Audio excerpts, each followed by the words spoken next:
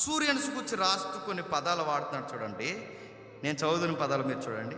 చీకట్లో నుండి జనులు గొప్ప వెలుగు చూదురు, మరణఛాయ గల దేశ నివాసుల మీద ఎలుగు ప్రకాశించను. మరణఛాయలంటే చచ్చిపోతున్నారు, చచ్చిపోయేలా సూర్యన్స్ చేస్తారు.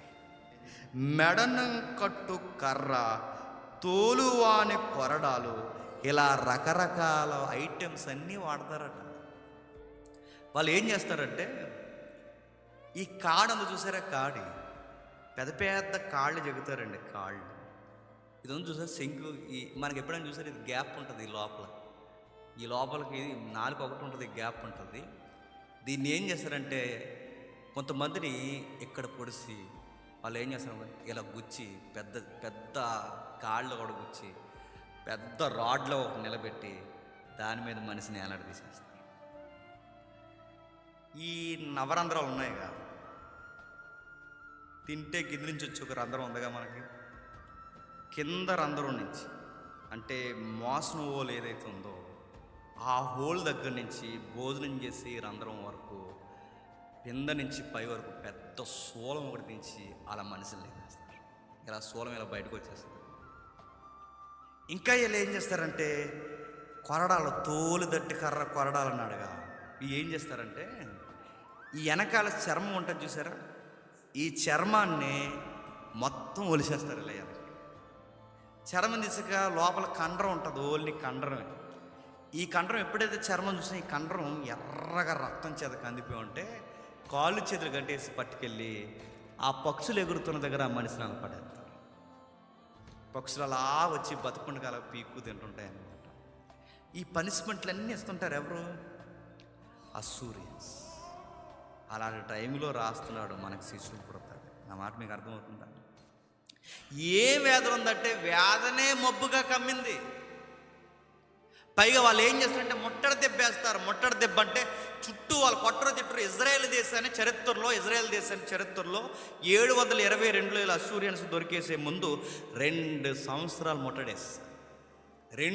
రెండు సంవత్సరాల చుట్టూ ఒక శత్రువు బయటికి రాకుండా మూసేసాడంటే ఏమైపోతారండి లోపల ఉన్న వాళ్ళు? 14 రోజులు కరోనా అన్నారు మనకి, ఏమైపోయాం లోపల ఉండి? అనుకుందని బయటకు వచ్చేసాం సీరియస్గా. 14 రోజులు ఉండలేకపోయాం. నేను అడుగుతున్నా, 2 సంవత్సరాలు అంటే వీళ్ళు ఏం చేస్తారు? కొట్టరో తిట్టరో బాణాలు రెడీగా పట్టుకుని వాళ్ళ దగ్గర కొత్త ఐటమ్స్ అన్నీ ఉంటాయి మనుషులను చంపడానికి. ఎందుకంటే రోజు మనుషులను చంపేవాడు రకరకాల విచిత్రాలన్నీ కనిపెడతాడు. ఆ కనిపెట్టేవన్నీ రకరకాల ఐటమ్స్ అని కనిపెట్టాడు. ఈ చుట్టూ ప్రాకారం చుట్టూ కనిపెట్టేస్తారు, గెళ్ళు వేసేస్తారు, గోళ్ళ పెద్ద కట్టేస్తారు, సైనికులను పైన పెడతారు. లోపలికి ఎవడో బయటికి బయట నుంచి ఎవడో లోపలికి రాకుండా అంతా మూసేశారు. ఎంతకాలం మూసి లోపల ఉంటారు? ఎన్ని రోజులు రారో నేను చూద్దాను. బయట ఉంటాడు రెడీగా, బాణం పట్టుకుని ఇల్లు అట్టుకుని అన్ని రెడీ అట్టుకుని ఉంటాడు అన్నమాట. అవన్నీ రెడీగా పట్టుకుని 2 సంవత్సరాలు ముట్టడేస్తే ఇజ్రాయేల్కి జరిగిన గవర్నమెంట్ చెప్పిన లోపల ఎప్పుడైతే ఇది దొరకదో, లోపల ఎప్పుడైతే వీళ్ళు బయటికి లోపలికి పోవడానికి ఎప్పుడైతే ఈ యొక్క సౌలభ్యం ఉండదో, లోపల కొన్ని రోజులకి కూర్చుని తింటే ఏమవుతుందండి? కొండలైనా కరిగిపోతాయి. అలా కూర్చుని తిని ఒక దేశ ప్రజలందరూ లోపల కూర్చుంటే ఎన్ని నెలలను కూర్చోగలరు? అలా లోపల కూర్చుని తిని అన్నమంతా అయిపోయి, తిన్న తర్వాత నీళ్ళన్నీ అయిపోతే, ఇక ఆహారం అయిపోయి నీళ్ళు అయిపోయిన తర్వాత వయసు అయిపోయిన వృద్ధులు ఎవరున్నారో వాళ్ళని వండుకుని తినేస్తారు. ఇది జరిగేది. అసూరియన్స్ అంత క్రూరంగా ఉంటారు. ఇక లోపల వయసు అయిపోయిన వృద్ధుల తర్వాత ఇంకెవరుంటారు? చిన్న పిల్లలు ఉంటారుగా, ఈ పిల్లలను కూడా బండకేసి కొట్టి వండుకుని తినేస్తారు. ఇవన్నీ ఇర్మియా గ్రంథం చదువుతున్నప్పుడు మీకు కనబడతాయి. అంటే ఇలాంటి వైఖరి ఇప్పుడు చుట్టూ ఇజ్రాయెల్ దేశం చుట్టూ నెలకొంటుంది, ఇప్పుడు యోధా దేశం చుట్టూ నెలకొంటుంది. అలాంటి టైంలో కంగారు పడకండి, శిశువు పుడతాడు. ఆదాము అవ్వల దగ్గర చెప్పిన ప్రవచనం ఏదైతే ఉందో ఆ శిశువు పుట్టబోతున్నాడు. ఏవైతే యాదన సంబంధమైన మబ్బులు ఉన్నాయో నిలవు, చీకట్లో ఉన్న జనులు చీకటి నిలవదు, బరువైన కాడుండదు, కర్ర ఉండదు, తోలు దట్టి ఉండదు, ఆ కొరడాలు ఉండవు. మరణఛాయలంటే ఇక చచ్చిపోతున్నాం అనే ఆ మరణఛాయలు ఉండవు. ఎందుకంటే మనకి శిశువు పుట్టబోతుంది. ఈ శిశువు పుట్టి ఏం చేస్తాడు అక్కడ చెప్తున్నాడు చూడండి. ఈ శిశువు పుట్టి ఏం చేస్తాడు? మనకి శిశువు పుట్టెను, మనకు కుమారుడు అనుగ్రహింపబడును, ఆయన భుజముల మీద రాజ్యభారం ఉండెను. ఆశ్చర్యకరుడు, ఆలోచనకర్త, బలవంతుడైన దేవుడు, నిత్యుడగు తండ్రి, సమాధానకర్తయగు అధిపతి. ఆపేద్దాం. చదివిన వచనంలో మీరు చదువుతుంటే పుట్టింది ఎవరండి? శిశువు. పుట్టిన శిశువు ఏ ఆకారంలో పుట్టాడు?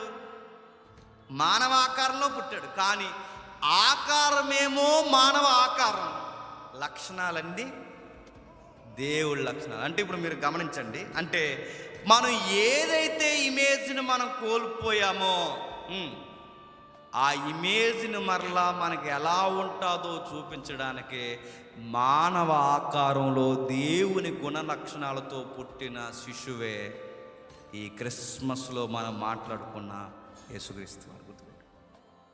అంటే వీళ్ళు ఏదైనా వనంలో 26వ అధ్యాయంలో ఏదైతే మనకు ఉండేదో, అది ఏదైతే పోగొట్టారో ఆ దేవుని గుణగణాలన్నీ ఇప్పుడు ఒక మానవ ఆకారంలో కనబడుతున్నాయి.